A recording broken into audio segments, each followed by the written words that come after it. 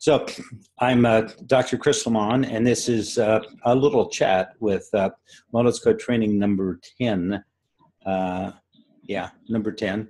And so a chat is just an informal gathering where we get a few people on and we look at issues and problems. Some of the people can't not be on at this particular time, so they've emailed me. So I've got some comments that have come in. I thank you guys for doing that. It's been, I always get the really good news first. Next week, sometime I get the bad news that, people say, I just finally listened to it. I don't understand any of it. Well, anyway, this was the opportunity to be able to question all that stuff that you might not understand, or at least that was the design in mind, right? So we've got a few more bodies that have popped up in here. As you well know, anything that you learn, whether it's you read a book on how to ride a bicycle or you read a book on scuba diving, at some point in time, you're either going to have to get in a bike or you're going to have to get in the water, right? I think those have taken either one onto heart. I didn't learn to ride a bike until I was probably 17 or 18. As I never had a desire, for whatever reason, I never had a desire to ride a bike. I had a tricycle when I was a little kid, that kind of ran its gamut out when I went to school. But my school that I went to as a kid was not very far away. And then when I moved to California, my family relocated, then my school was too far to ride on a bicycle. We were several miles, so I had to take a bus. So riding a bicycle never afforded me any opportunity in any way, shape, or form. So I guess I was never motivated to do it. It never seemed like a real fun adventure. And so here I was somewhere later on in life, in high school and having a driver's license and going out and buying myself a bicycle used for a few bucks without the painted it, just for the fun of being able to say, wow, I bought a bicycle. I've never learned to ride one. I could learn to ride one, right? Something I just never did. I didn't learn to ride a bike till I was, the summer, 16, 17. I was 17 years old when I learned to ride. I bought a bike and learned to ride one at 17. So it was like junior in high school. I learned to swim when I was 14. I guess I wasn't really motivated to any of those elements. I had a cognition of what it was about. And I'm mentioning this because I want you to notice and to reflect on you. We're not going to do that for 8 months, but reflect on you. This is, once we understand something, then we start to look at it and say, do I really want to do this? I mean, I thought it'd be kind of fun to skydive. I went out and did a couple of tandem jumps. And to me, I lost all my interest to skydiving. It wasn't that it wasn't fun. It just was way too complex, too much, just too much. You'd have to be kind of like golf. You have to be dedicated for it. You don't want to. I have golf clubs. Every now and then, I haven't for quite a few years, but every now and then I'll go out and I'll hit a couple buckets of balls because it's fun. It's fun. I had a bat. I finally broke it, but I had a bat, and I used to go to a batting cage and hit some balls. I never really wanted to play baseball, but I hit some balls, right? I never wanted to play golf, but I like hitting the golf balls. I like the activity of it, but the game, both of those games take too long, and I lose interest in them. They don't fill my imagination enough, which is really sad. And I could write that off saying maybe I don't know enough about them. So it just seems to be the pattern that we run into with humans. I had read my daughter wanted to go scuba diving, and I entertained the idea of eventually taking lessons with my daughter and going scuba diving with her. That was kind of a vision. Like so many things, she was a young girl, very busy in high school with activities. And although I toyed with all those ideas and even kind of bounced around with the idea of making trips to Mexico, learning all that, and kind of having fun doing it all, we never got around to it. One of the things, most unfortunately, I didn't get to do with her, but would have been fun.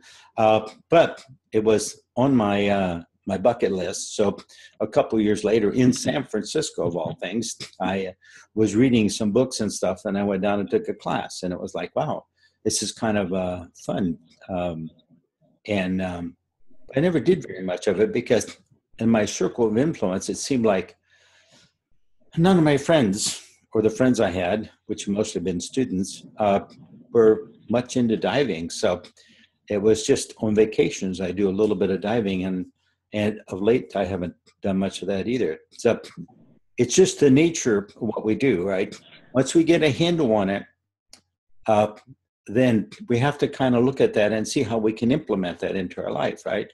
Uh, I'm just advocating that if I had life to do over again, and could see more of a future, I would really have read more. I would have spent more time looking into human potential, to the drives and things that give me passion today, to looking at the ideas and concepts. I bought the books, I read the books, evolutionary development, lots of that stuff, Piaget's work. I bought those books when I was in college, for heaven's sakes. I read them, and then spent a couple more years trying to comprehend and understand them. But again, we're at that place where I would look at that stuff and it didn't work into application immediately. So I would put them on a back burner. It took quite a few years in my life and getting in a position where I could apply them. So when I started building state changes into transformational classes, I started an organization and we went under the guise of being a church. So when we started playing with state changes and transformation, it was to go into the ministry, right? It was all basically on a pattern. It's the same thing we're talking about now. It's just a different application. So we were looking at how we could be able to expand the idea of us being a service and bringing our resources to the table so that we could transform and be readily more available.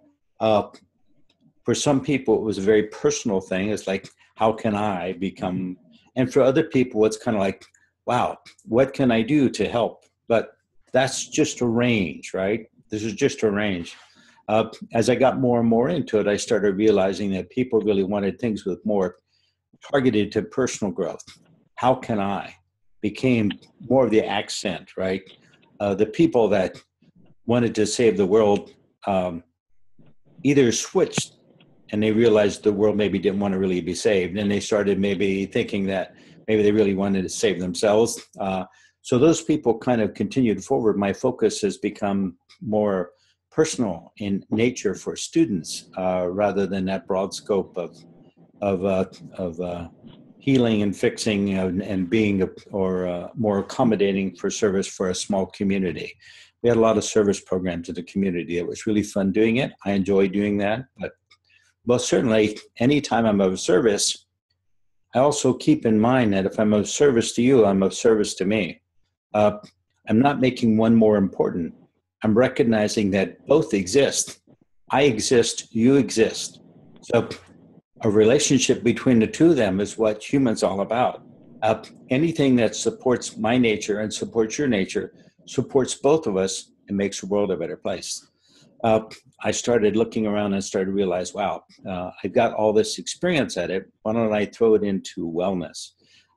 One of the biggest components that I've been working on ever since I was a kid, and that is that the most intimate piece of wellness that we deal with is what we eat. It comes into our body, right? And I've been battling with that for a long time. Everybody looked at me and heard my stories and figured I was just a crazy kook, and that was fine. So now you just signed up for a crazy kook, and you've been influenced by some of the material, hopefully. We really need to take a look at how that works for us. So to integrate any type of a transformation in, to be able to have it not be a list of things to do.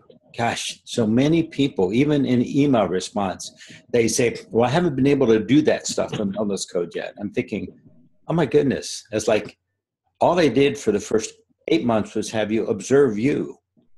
You have not had time to observe you in 8 months. Wow. And then I waited till the 9th month to give you something to do. It's like, holy cow. And that's interesting to me. Like, wow. I think you should make yourself more important. Really, I most certainly do. Because you're the one that's going to, if you live another 20 years, what are you going to do? What are you going to become? So I think you have to make yourself important enough to look at those and reflect on that stuff. All right.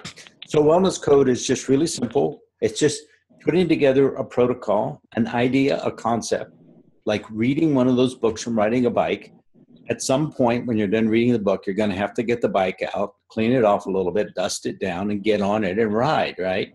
Uh, when I haven't ridden a bike for a couple of years, I'm just amazed that I can stay up and don't have to learn balancing again. Balancing is amazing.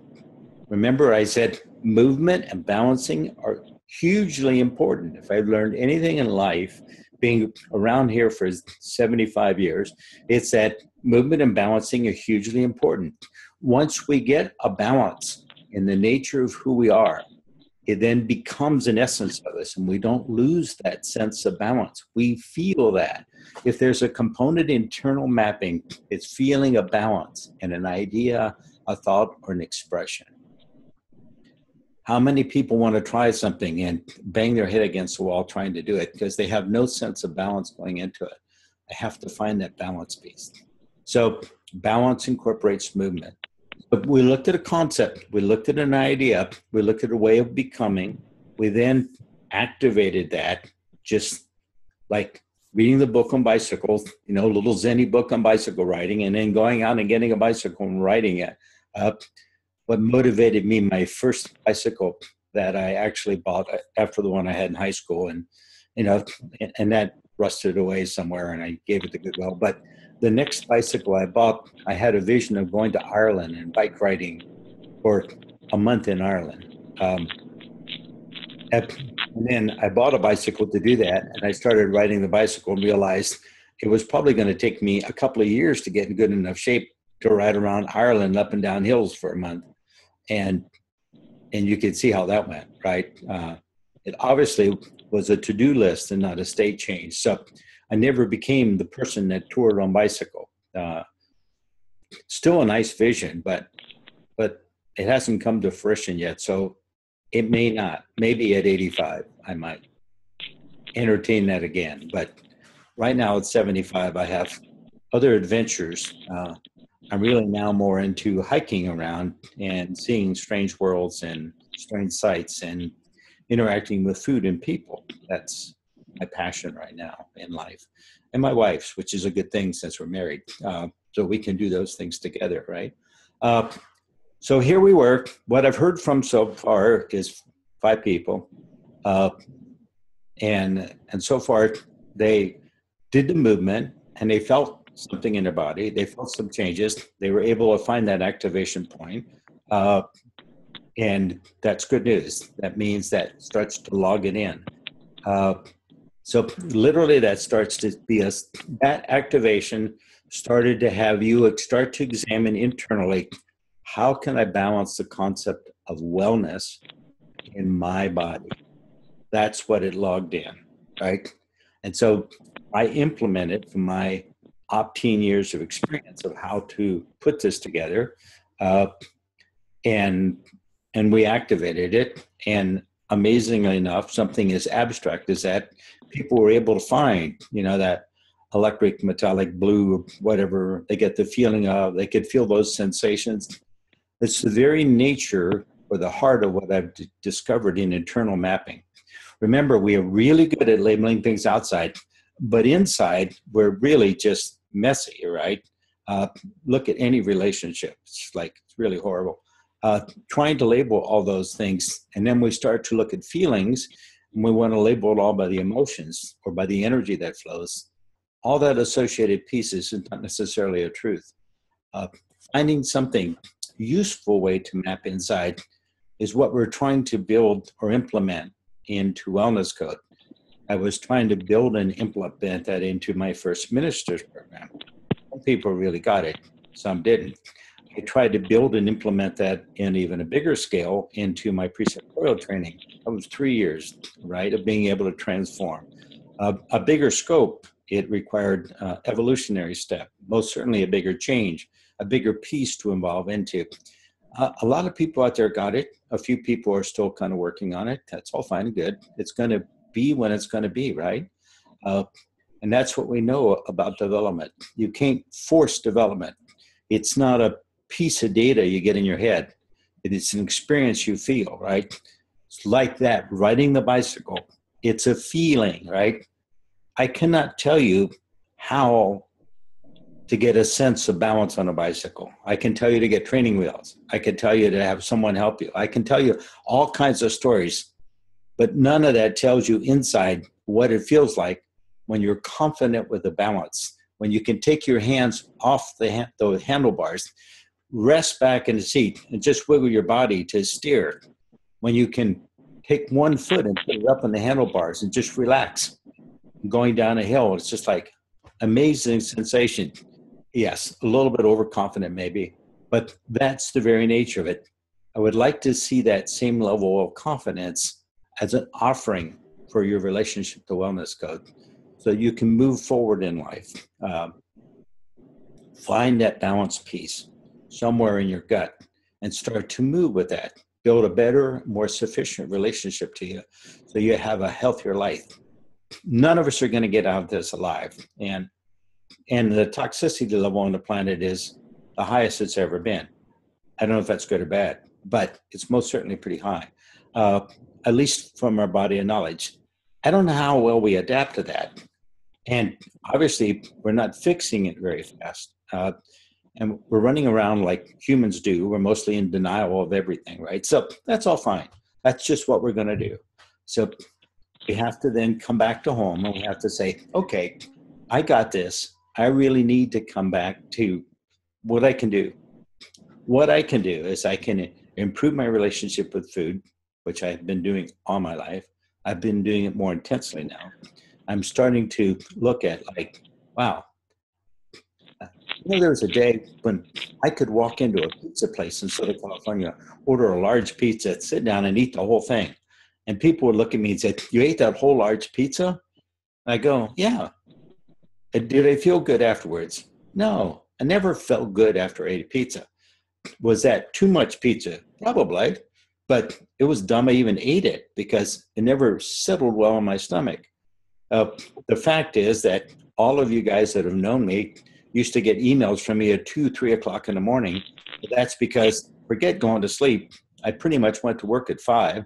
So if I'm still up at 3 in the morning, it meant that at best I got 2 hours sleep. And at worst, I got none. And now that I look back on it, I thought, gosh, I would have eaten something a lot more friendly to my body, my unique biome, then I probably would have came home and got some sleep and got some rest. Maybe not have emailed you at such an ungodly hour in the morning, and probably would have been a lot healthier as a result of getting a better cycle of sleep, right? Rather than push my way through life. I have bombarded and pushed my way through life. That's what I've done. That's what makes me obnoxious and defiant and irreverent. Qualities I value because they've kept me alive, but they've also got me into a lot of trouble. And I don't see that as necessarily bad because getting into a lot of trouble means that I had to find a way to get out of it. So those were all good learning curves. Could there have been a wiser way? Yeah, probably. But from what I get from the 20 and 25-year-old people that call me and counsel with me, I don't see them looking for wiser ways.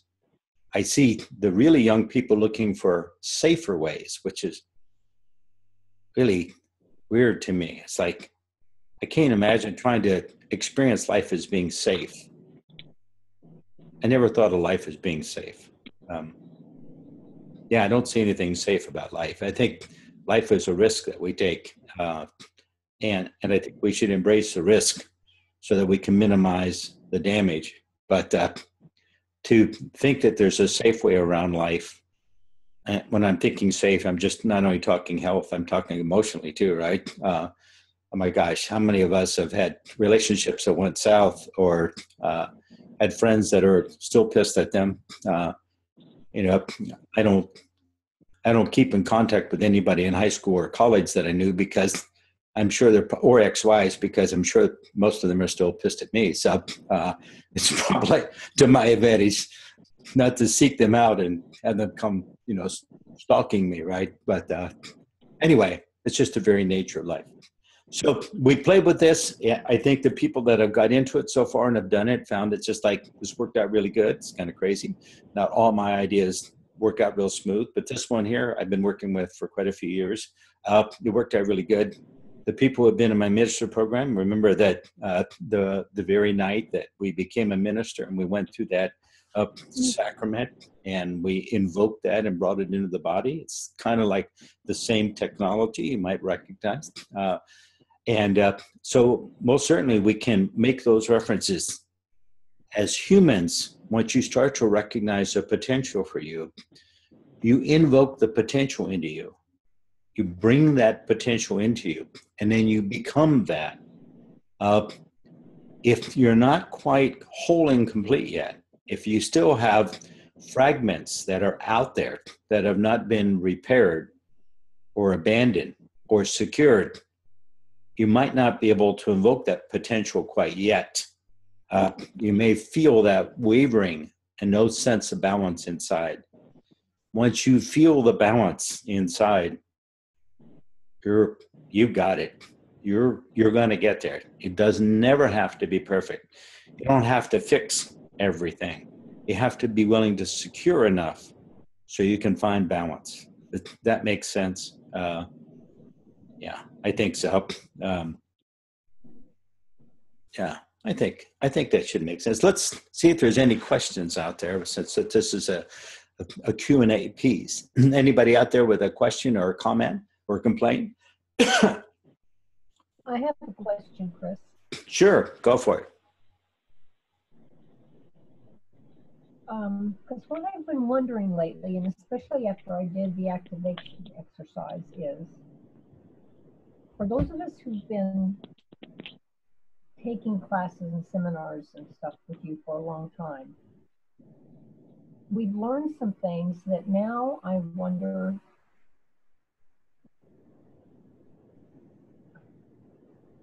it's hard to talk about.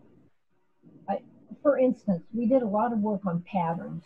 Right. And some of them were like, I don't know if you use the word core patterns, but were like just innate and not ones that we probably could change. It was just something we needed to know about our makeup and how we worked. Right. Some of them were not so much, and we could play around with those and try to change them. So what I'm wondering is, like the last 2 blogs of yours that I read and some other things that have come up, it seems like maybe if there is no absolute, then how much are we really tied to those patterns, and how much of it is something that we could, just by observing how it affects our behaviors, maybe start to change our behavior if we want to? Or am I making any sense at all? Yes, you are making sense. So to start out, to give you a view back, we did play with Meta Patterns Harmony Workshop so that we did that for the most part so you wouldn't judge someone else because they acted differently or responded differently or found. The whole premise for that is that it's bringing in a random pattern so that not all humans value or pursue meaning in the same way. By having that diversity allows us to be able to get a bigger range, because if we saw one thing, like if we always did what our parents thought was a value and we become our parents' child and that's all we did in life, and you all have met people like that, then we start to realize that, God, we've missed an awful lot of meaning and significance in life. So building that diversity is all about building a relationship. I think a successful life is being able to, at some point, relate to all the things in life that maybe at one time you didn't think you could relate to or you didn't want to relate to. There are things in life that I feel like, I don't want to do that. But then later on in life, I find it's like, wow, I've now improved my relationship with it. I could become a lot more tolerable. I told you one story one time about a Dutch guy that I had a whole class one time, and everybody hated him so much. He was very arrogant, obnoxious, and they did. He was always about him, and he was the expert on everything, and he always had a comment. They didn't like him, and they all came to me and said, "Throw him out of the class, Chris. We're all going to drop out. We can't tolerate him." So I made him a teachable object. I made him the heart of the core of the class. I didn't like him either, but I made him a project. And we all kind of, before your time probably, but we all kind of worked around his demand that life be for him. And I like to think that, well, nobody dropped out of the class. Number one, nobody dropped out of the class. So that is just an evidence that the people all of a sudden got more tolerant of him. Now, I'm certain that none of them got onto his Christmas card list or mailing list or keep in contact with him. I have not kept in contact with him. To be truthful with you, I didn't see anything nice about the guy or anything likable about him. He was arrogant and obnoxious. He's more arrogant and obnoxious than I was. It's like scary. So he became the class model. But it was a good lesson. Being able to work with him, being able to get past that, allowed us to enrich. We didn't have to become any of that. We just had to relate to it all. The longer you live on the planet, the more you have to start to relate to the variables on the planet, right? It was really nice. I remember when my mother talked about moving to California. She said, "I'm so tired of the cold and the snow and changing clothes and the humidity in the summer. The weather is just miserable here. Living conditions are not good here, right? Our living conditions were above average. We actually had indoor plumbing. That sounds a little strange today, but the neighborhood did not have indoor plumbing. We did. We had a lot of amenities that no one else had. But I understand what she was looking at. She was looking at factory work, not much opportunity for change or growth. We went to California because it was the dream, right? At the time, it's like, wow, the sunshine state where opportunity is bountiful and blah, blah, blah. And maybe not so today, right? But then, way back then, it was most certainly in the 50s, it was looked like the place to go. So the illusion of the grass being green on the other side is just an illusion. I think if we had a relationship with every field of grass, we could then make better discernments. Making better discernments would give us a chance to make wiser decisions. Then you could go stand in bluegrass in Kentucky for a little while. You can go to the last national wild grass park in the United States, and that is in Kansas, which I've been to. Not much to see there, not like Yellowstone, but there's really something awesome about walking out on that prairie grass and standing there. I don't know what it is. There's a feeling in your body that's like, wow, this just goes flat and goes on for almost ever, but not really forever, but almost forever. When you're walking, it's a long ways, and you're looking around saying, wow, this is amazing. It has a rhythm. It has a sense. You can feel that that's really unique. You guys have heard stories that I told about when I came to California to get grounded and get a sense in LA of what grounding was really difficult when I started expanding my circle from my family to the bigger neighborhood. And I started getting a car and I drove to LA. I drove to different places and I had a hard time getting a sense of who I was in that type of community that was in a sense of flux. LA back then in the 60s was in a huge state of change. Literally, people would be in an office building just moving in and look out their window and seeing a new office building being built that in 4 years would be done, and they would then be moving into that one because growth was so fast that they were building buildings to anticipate growth, and people were shuffling from office to office just in a few short years. It was amazing times, right? Those are things that I started to look at and grew up around and started to realize, wow, if you don't embrace those things, you don't wind up moving into the new building. You wind up moving to the unemployment line. It's like, wow, change seemed to be expedited hugely and fastly. I realized I didn't have to do all those things. I didn't have to, but I most certainly needed to be able to relate to them, not abandon them, not judge them, but at least to relate to them. I like to be able to say, like, I don't see any problem with people that want to eat beetles. I've tried a few beetles. I'm not all that taken by them. I'm not all that sure that I'd order a bunch of beetles, although I couldn't get crickets canned, right, out of England. I have served crickets at a party one time just for fun. I didn't tell anybody they were crickets. You couldn't tell by looking at them. They actually kind of dry. They taste okay. Chocolate-covered ants, maybe some you've eaten.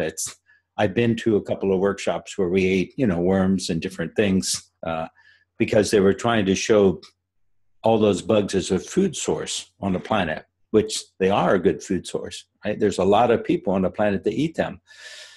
I'm still not driven that much to go out there and, I'm not sure that I want somebody in Cambodia to send me 10 or 12 frozen tarantulas that I want to boil up at home and cook for dinner. And I'm not all that sure that you guys want to come over and join me in eating them. But I have tried them. I have tried different stuff. I've experimented with that. I can say that I've experienced a relationship with it. I think that's the enrichment of life.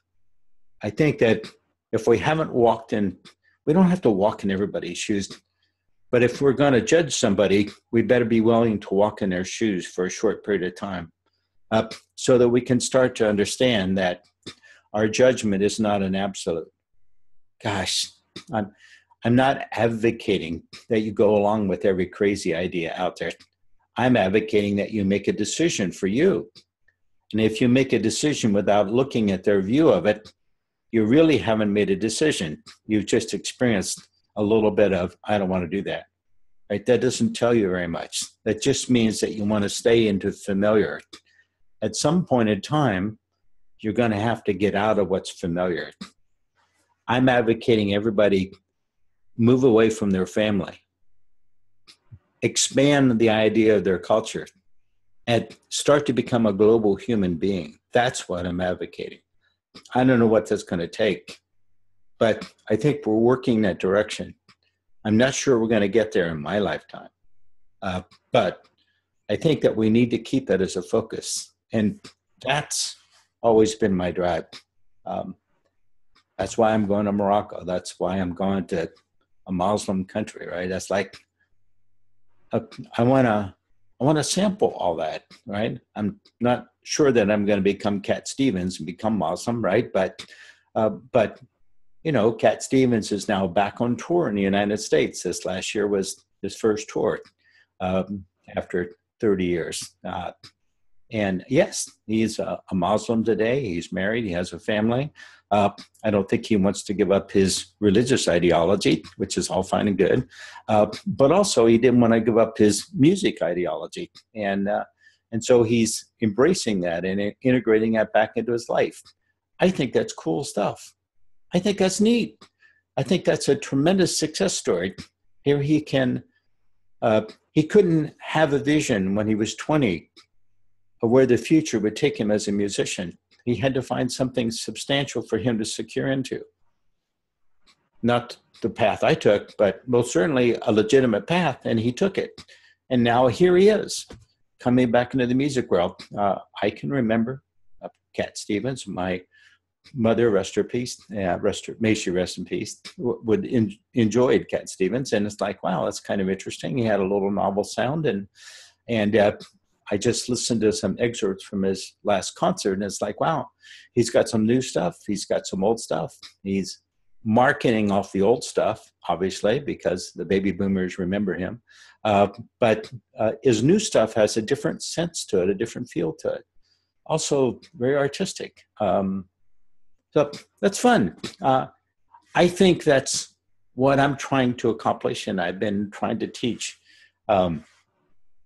I don't like to think that you're going to arrive somewhere and you're going to be the grand wizard, you know, even though we've played off of that term, right? I don't see that as an end all. I think that we have to be able to always move forward in life. And I think that as long as we have a view of a future, we have a future. We lose that view of the future, and there's not much to do but suffer in the past. Not a really good option. The future right now is so defended and so guarded, it's really hard to stretch out of that. You, however, who asked the question, have stretched and have done a lot, but you look around at your peers and there's a lot of them that have not taken the steps you have done, have not done the things you have done. There's a lot of them that have judged you as making a mistake doing it. And there's a lot of them that judge me as being the bad person for have taught you to go do it, right? But yeah, it is what it is, right? Did that answer? More or less? I think so. Oh, I know it was a little long-winded, but you know, I don't. On these chats, we don't get a whole lot of questions. So when I get one, I figured I might as well talk about it for 10 minutes because probably not going to get another question. And I don't see our big question person is not on tonight. So anyway, that's kind of fun. I'm wearing my crazy T-shirt. It's called A Picture of Good Health. And my wife bought me. And so now I'm a living advertisement for good health.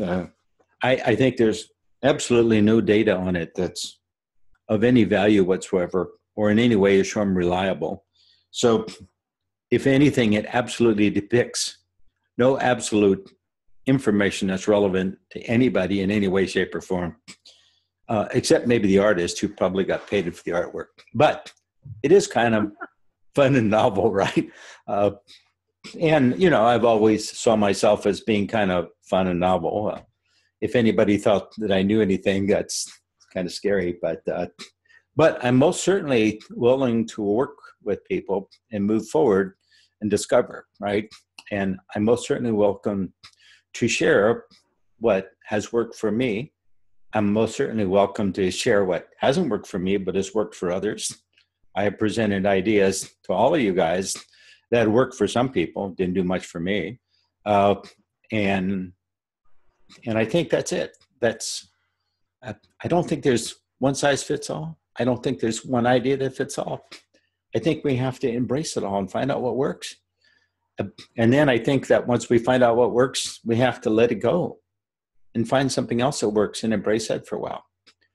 I think that it's just all about change. I don't think you're going to get out of a constant flux of change.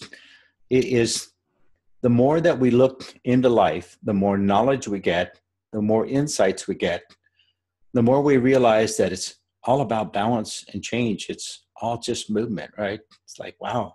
I read white papers constantly, and it's like more change, more diversity in relationship.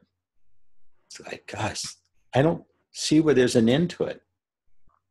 I don't see where we finally arrive on the little tropical island where simply there's food service and bar service forever.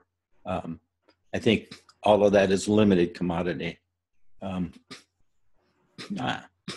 I just been shocked in America to go to stores and find commodities out on a shelf this last year. The world sees it all the time. I needed some Band-Aids because I bleed all over the place. You know, being old and having thin skin, I just bang myself and bleed. Got Band-Aid on my head right now. And I go to the store and find that the Band-Aid section is empty. It's empty. It's just like none there. And I go to another store and it's empty. And I'm thinking, is there a run on Band-Aids? Did I say something accidentally in a webinar that somebody ran out and bought Band-Aids for? What in the world? What is this? Yeah, and a week later, they all start coming back into inventory. I'm thinking, wow, gosh, there's got to be more than one supplier of Band-Aids in the United States. How could 3 or 4 stores in a locale run out of something? And I've been seeing that this last 2 years over and over again. Times are changing.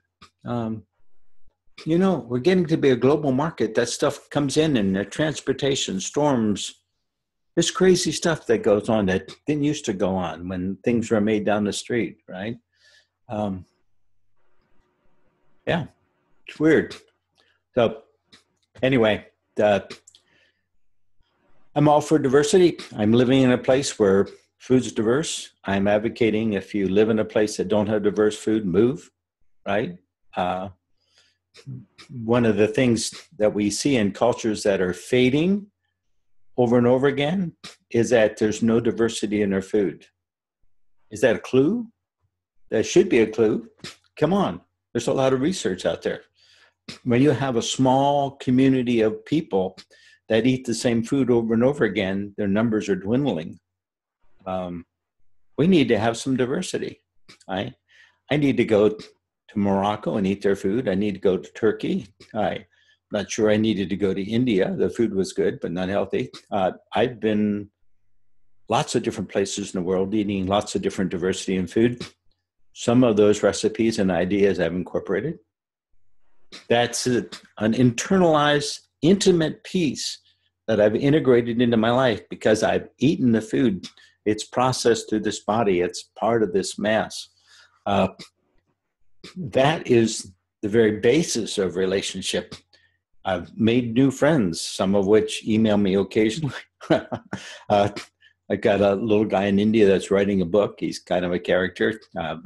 We've made friends that I've emailed, sent pictures to a couple times. They wanted different things from America that I've sent to them. It's been kind of fun. I've had people on tours that Deborah sent music to. That's been kind of fun. We've had interactions. I've had some people that just had a group when we went to Galapagos, and those guys are, I think there were 5 psychologists, 5 or 6 psychologists in a group of like 8 of us or 9 of us. Anyway, there was quite a few. So they saw me reading these crazy books, and they had obviously already read the same crazy books, right? So we had conversations and discussions, and it was just kind of fun. So I'm hearing from some of those, and there were some really sweet people on that last trip. Some of the tours are just, I don't know, people that are tourists. They want to go see the Taj Mahal, right? And then there are other people that got a bigger appetite for the world and don't want to just see landmarks. They want to see the richness of cultures. So, everybody's got a different agenda. You got to look at that and get to know them. And, some people just want to go climb up a monument and carve their initials in the side of it. I could never quite understand that. But I had a wonderful trip to Topeka at the Capitol building. It was just fascinating little hike up those 11 stories, which is, I think the dome is at 5. So you got 6 stories of catwalk above the dome on the inside of the building till you get to the top of that. It's really an amazing little trip. And walking through there and noticing that people had climbed out and had carved or painted their initials into the inside of that dome, hanging 6 stories up from a catwalk and over a glass dome, I think is pretty much insane. What would motivate someone to have their initials painted in a ceiling like that and climb out there? Same with freeway overpasses and things. How we arrive at value, I'm saying I'm not all that sure I quite understand. I was never, I think I carved my initials into somebody I was madly in love with when I was in high school into a tree. And I think maybe like 7 or 8 years later, I had noticed them, but walking through that same park and thought, wow, that was an interesting moment. I think that the longest lasting thing in that relationship was the time it took me to carve those initials in the tree. It's like I only ever did that once. Sorry, Tree. I can't even remember what her name was. Let's see what the initials were. And actually, my initials have changed, so that was kind of meaningless, right? Like so many other things that we perceived of value yesterday. I'm not sure they're of value today, all right?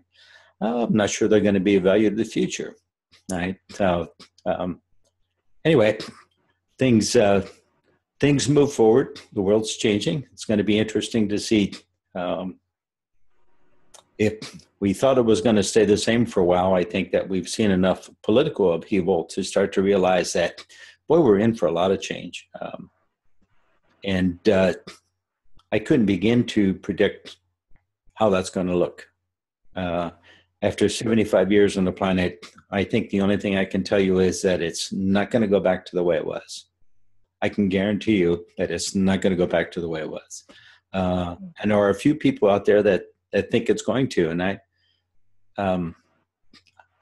most certainly do not want to argue with them over it. And I appreciate their passion for the way it was, but I don't see that happening. That's that forward momentum, I think, is going to carry us. And I have no clue. Knowing is all about past. It doesn't begin to even give us a clue of what it's going to look like. I think there'll be a bigger bite, bigger global awareness. Maybe that's just wishful thinking, but we'll see as that goes forward. There's always going to be people that look out for themselves predominantly. We see that now today, right? I don't think that's ever going to go away. And there are always going to be people that make themselves less important. I don't think that's ever going to go away either.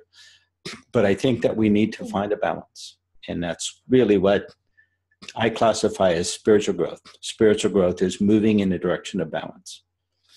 And it changes always. So you can't stop moving. And will I come up with another workshop this next year? I don't know. Right now, April and May, I'm going to be out of the country. So will I start a new one in May? No, probably not. Will I start one later this summer? I don't know. Do I have a few ideas in the fire? Yeah, I do. With a few friends out there, we most certainly have some ideas. People like quick fix ideas. I'm not sure if I want to market quick fix ideas. They don't work very long. But, I've been forced to market quick fix ideas to be able to support longer platforms. We all have. So I think that's the nature of medicine today, right? It's like, it's advertising a lot of quick fix things because it's really at the heart of it, trying to embrace the longer platform. Not quite there yet, but I think that we're moving more in that direction. I'm still not happy with the outcome in that whole genre, but there seems to be more movement in that direction, right? So I don't see us arriving there in the next 30 or 40 years, but I think 30 or 40 years from now, we'll have a far more realistic relationship with that. So for now, I'm advocating wellness. I'm advocating that you build a relationship with it. I'm advocating that it become automated. The next wellness code that we will be, that the lecture is on, it's a last step. Some of you will be able to integrate it. Some of you not quite yet. I'm sorry about that, but that's just a developmental piece. Most certainly we will teach it. It's your ability to, what I call, have an update, right? If you buy some software, then they update it when they get fixes for things that go wrong, and they give you updates. And so you get a little notice that we've got an update, security update, or whatever you want to call it, right? So the next step in Wellness Code is the ability to access those updates, to be able to have them show up in some way, shape, or form. On your computer, it's a little box that comes up when you open that up, or it's an email they give you that updates are now available. When we look forward, it's going to come into you in one of three characteristics of your personality. To get back to the question, does it reflect off of some of those patterns? It does reflect off of some of those patterns. And we most certainly could have a conversation about how to build that relationship with those, but there's very little you can do with that. So it's useful. It's inherently part of you. We will look at that learning in the next lecture. I will tell you that it'll come in on one of those platforms or the other. It does require your attention for probably a couple of weeks to maybe as long as a month to be able to start to notice and feel that. Some of you will not be able to even get that sense. Everything so far, I think everybody out there can get and integrate without a doubt. I've never ran into anybody that couldn't do that so far. The next step is a little more challenging. And so it's okay. You've got the videos. So maybe if you don't get it this year, you'll get it next time you look at it. All right. Or maybe all of a sudden it'll start to come into you. Most certainly, I think it's a more advanced piece in the mapping. And I think that today, right now, in 2019, there's a lot more people that could do it than could do it when I started looking at this level of mapping back in around 2002. Not very many people then could do this at all or could sense or feel it. I tried doing a few workshops on it, and boy, it was just like a blank slate, and I had to cancel those and abandon those approaches. It was just too challenging for folks. And that was pretty much where I was. I can remember with a lady doing workshops on parenting. What I found out, digging out research in psychology, that's my background, and hers was in education, and she had a master's degree in education. Two of us together put together workshops and talks for parents about skill sets in being a better parent for their children. And what I discovered is that people found it really fascinating. They came to the workshops, they were interested, following up with them, follow-up procedures that we set up and we did with them. We found that, or I found universally, that pretty much 99.9% of them did not follow up and did not implement anything we showed them. I actually, after a year with her, I liked the lady. Doing the workshops was really fun with her. She didn't want to quit. I pulled out. It's like, this is fun, but this is not doing anything but earning us money. Earning money is important, but I really want to do something a little bigger with my time. The last I saw her, she was working on maybe version number 167 of the same thing. She's hoping at some point to get this into it. She started working more with the kids and less with the adults. It was probably wiser. I don't know. I don't have an answer for all that, right? I just said, okay, I did this. It was fun. I'm going to go a different direction. I've been seeking something I could share, something I could teach, because that's where I get my passion. And she wanted to make it work. And boy, I get really tired of trying to make something work. I'm willing to move on to what's next. So it's all personal, right? I could log that into a base pattern, but it's still just all personal, right? So we move forward. She has most certainly changed her approach, changed her marketing. She's done a lot of those things. I haven't talked to her in a long time, but I do see ads from her every now and then show up. I just spot her name and I go, oh yeah, I wonder what she's up to. But I think maybe 15 years ago, I ran into her in LAX one time and had lunch with her and just had one of those long conversations of catch up, which was totally meaningless. And so we moved forward. So unless there's no more questions, I think we'll call that a wrap. I've wandered on forever here, and it's been fun chatting. And I will go ahead and post this up. It's just kind of the thanks for the inspiration and the direction, and thanks for grabbing on to this piece of wellness code and integrating into your life. I think that over this next year, you'll see this augment more and more and more progressively. The ideas are no longer quick fixes. They take a little while. When we get to be this big in the dynamic of becoming and changing, it takes a little more time. But once it's logged in there, it's logged in, and it's just going to work its way into being, it's going to bore its way into becoming a new habit in your life, I'll guarantee you. And it's fun to see, and I've been doing this long enough, even this program I've been doing, and I still hear from people that have took it 4 years ago and go like, wow, life is unfolding totally different. They are becoming someone they would have never envisioned that they've become.